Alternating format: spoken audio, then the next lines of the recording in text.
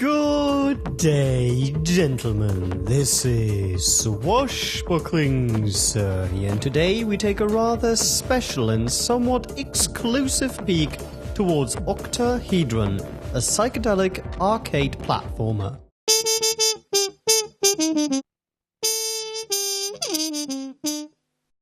Before we start, the video you see in the background stems from pre-alpha demo, which I both completed at EGX and also again at home.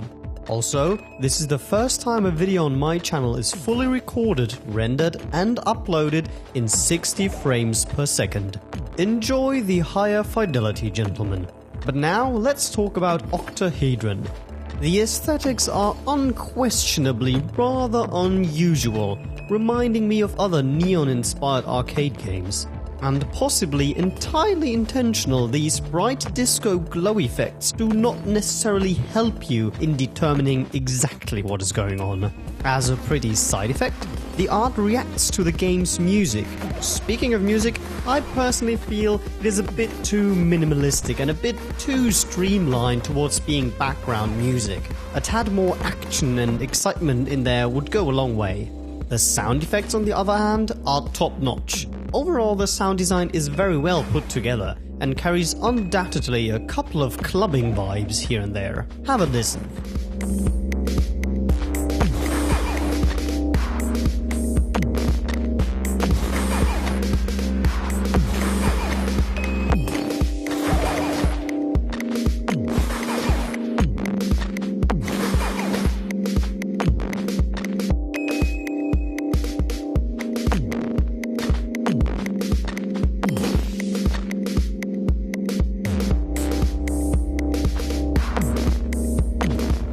As for the gameplay, the platforming is centered on ascending vertically by the use of platforms, with a maximum of 2 platforms without touching the floor in between. Currently, the demo only supports a 360 pad, with which the character controls very tight, without any delays and precisely where you want it to be.